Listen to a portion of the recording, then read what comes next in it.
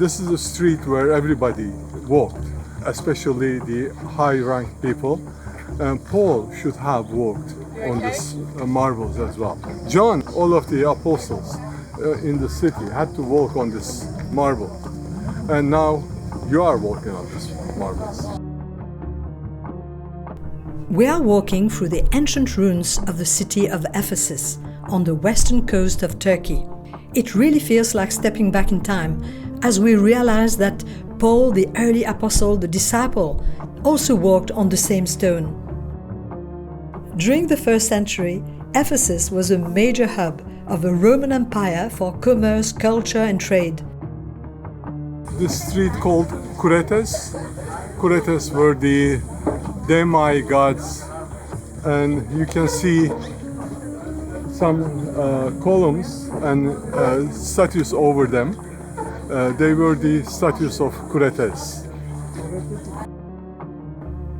In this city, there was 14 idolatrous temples to pagan gods, but none of which rivaled the temple of Artemis, the goddess of life and fertility. Diane était la déesse vénérée et adorée à Éphèse. C'est la déesse romaine. L'équivalent en grec, c'est Artemis. Ephesus was the headquarters of her worship. In fact, the cult of Artemis infiltrated most aspects of life and society.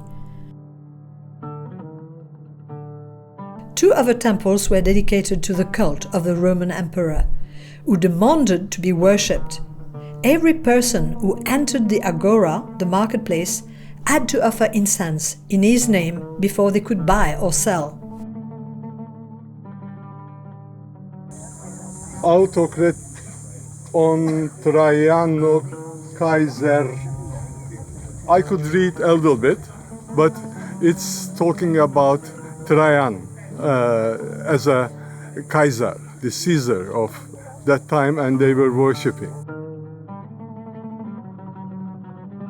When Christianity arrived here, those cults were active in this place, and it was very difficult for Christians to live according to Bible, because their lifestyle were restricted by pagan worship or emperor worship. They need to worship in every action. They need to show respect to emperor or emperor cult. So when they were selling stuff, they need to do something in reverence to the emperor. So Christians are forced to compromise or stay out of the society. And most of the time, Christians are living just outside the center of the city because of the purity of their religion. Là, nous sommes arrivés à l'agora, marché de la ville d'Éphèse, et c'est là où Paul était venu, et il y a eu toute une situation qui s'est levée, et dont la description est dans le livre des Actes, chapitre 19. When the Apostle Paul arrived in the city of Ephesus, he first taught in the synagogues. Then he moved to the lecture hall of Tyrannus, where he taught about the kingdom of God for 3 years. God's power moved through him. The sick were healed, evil spirits fled, and many people left their idols and the worship of Artemis and followed the living God. But not everyone was happy about it, especially a silversmith named Demetrius, who made shrines of the goddess Artemis. And when people stopped buying them, he saw his business crumbling. So he gathered the craftsmen and he fueled them up. This man says, "The gods we make with our hands aren't gods at all. If this continues, our trade will collapse and the glory of Artemis will fade." The whole city erupted. A mob dragged Paul's companions, Gaius and Aristarchus, into the massive theater. The crowd roared for hours, "Great is Artemis of the Ephesians." Paul wanted to go in, but his friends, even city officials, begged him not to risk it. Finally, the clerk of the city managed to calm the chaos.